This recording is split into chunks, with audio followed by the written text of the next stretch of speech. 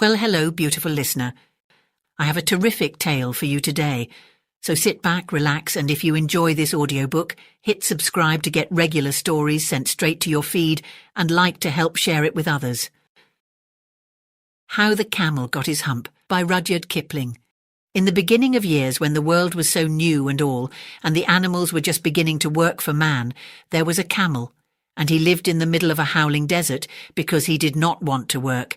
And besides, he was a howler himself. So he ate sticks and thorns and tamarisks and milkweed and prickles, most excruciatingly idle. And when anybody spoke to him, he said, "Humph!" Just humph! And no more. Presently the horse came to him on Monday morning, with a saddle on his back and a bit in his mouth, and said, "Camel, O camel, come out and trot like the rest of us." Said the camel, and the horse went away and told the man. Presently the dog came to him with a stick in his mouth and said, "Camel, O camel, come and fetch and carry like the rest of us." Said the camel, and the dog went away and told the man. Presently the ox came to him with the yoke on his neck and said, "Camel, O camel, come and plough like the rest of us."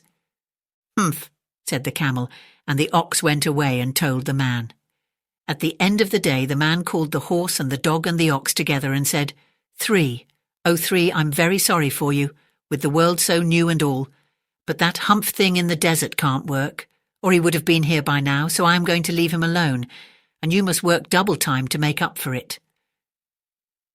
That made the three very angry, with the world so new and all, and they held a palaver and an indaba and a punchiat and a powwow on the edge of the desert, and the camel came chewing on milkweed, most excruciatingly idle, and laughed at them.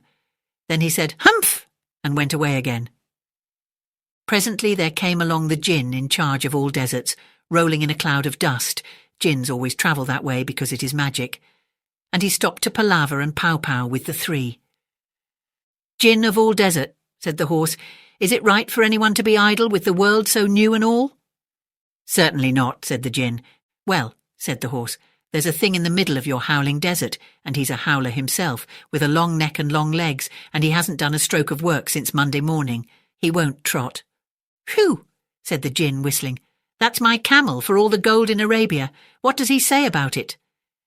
"He says, 'Humph,'" said the dog, "and he won't fetch and carry." "Does he say anything else?" "Only 'Humph,' and he won't plough," said the ox. "Very good," said the djinn. "I'll humph him if you will kindly wait a minute." The djinn rolled himself up in his dust cloak and took a bearing across the desert and found the camel most excruciatingly idle, looking at his own reflection in a pool of water. "My long and bubbling friend," said the djinn, "what's this I hear of your doing no work, with the world so new and all?" "Hump," said the camel. The djinn sat down with his chin in his hand and began to think a great magic, while the camel looked at his own reflection in the pool of water.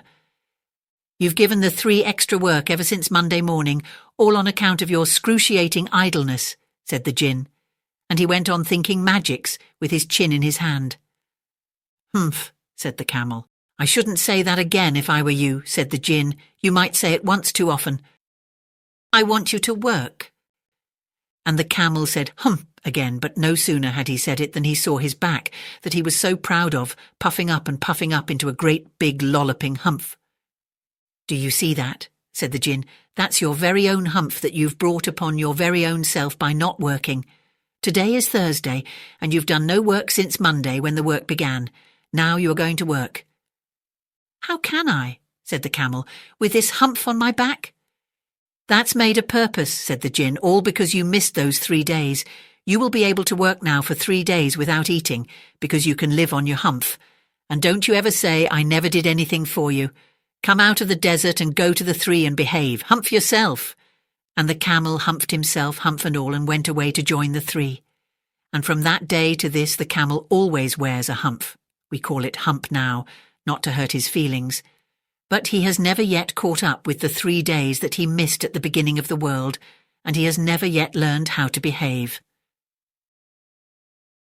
Thank you for listening. I hope you enjoyed the story, and if you did, please like, subscribe or comment to share this video with others. I hope you have sweet dreams, and don't forget to come back soon for another terrific tale.